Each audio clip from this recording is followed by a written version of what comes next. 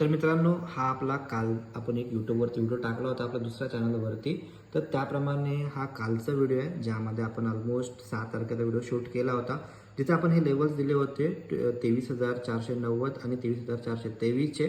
आणि टॉप साईडला पण आपण ह्या साईड या ठिकाणी आपण लेवल मार्किंग केलं आहे. आणि तशा प्रकारे जे आपण डिस्कशन केलं होतं, exactly almost similar kind of याच्यामध्ये मोमेंटम आपल्याला आजच्या दिवशी बघायला मिळते.